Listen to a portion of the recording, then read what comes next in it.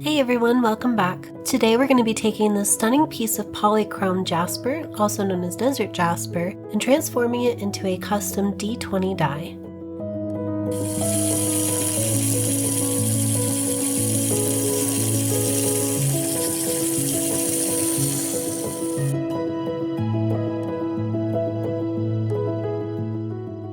We're using Loctite 5-minute epoxy resin to attach the stone to the dot. This sets up fairly quickly and creates a very strong bond, which is going to be really important when cutting such a large stone like this. Once the epoxy is all cured up, we can get started cutting. Desert Jasper hails from the arid landscapes of Madagascar, where it formed millions of years ago. As molten lava flowed and cooled, it trapped many different types of minerals within it, creating the beautiful bands and swirls that we see today. Jaspers are an aggregate of microgranular quartz or chalcedony, which means that it's a fairly hard and durable stone, which is perfect for a D20. So today we'll be starting off with a 120 grit topper lap. We'll use this to remove the bulk of the material and preform the stone into the general shape. This is a very aggressive grip, but it's incredibly useful for quickly removing lots of material. Once the initial preforming is done, we'll switch to a 240 grit lap to refine the shape further. We'll follow that up with a 600 grit lap to cut through all the previous damage and get very close to the final cut depth. From there, we'll switch to our 600 grit lightning lap to gently move the faces into their final positions, as well as pre-polish them in the process. This will remove the remaining scratches from the earlier steps and prepare the stone for the final polish.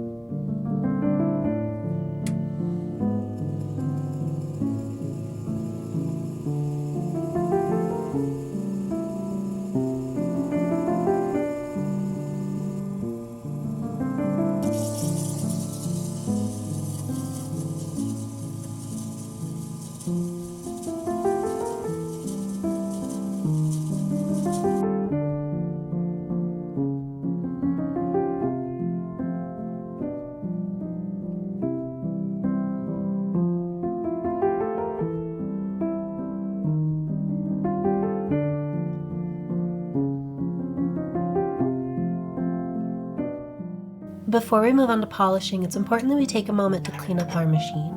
At this stage, even the tiniest bit of stone or dust could make its way onto the polishing lap and cause some pretty bad scratches. A little extra work here could save us from a massive headache down the line.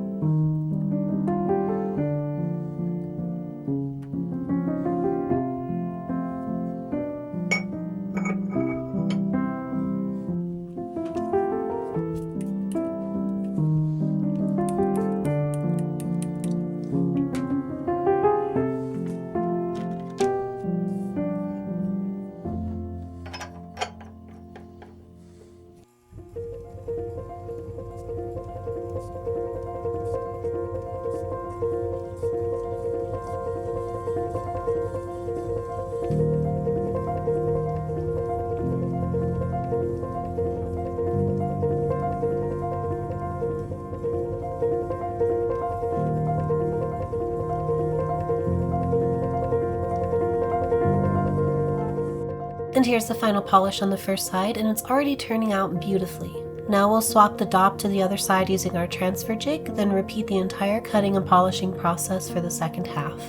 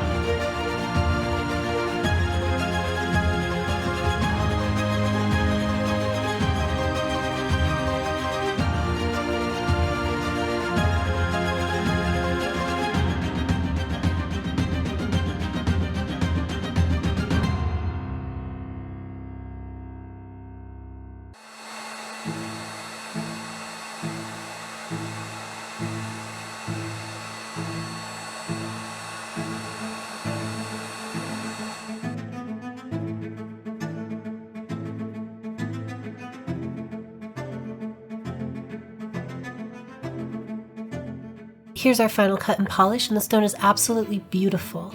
When I look at this stone, I see a vast sand dune underneath a swirling warm sky, perhaps a large sandstorm brewing on the horizon. Now we just need to cut out some numbering masks on our CNC machine, sandblast them in, paint them, and we'll be all finished up.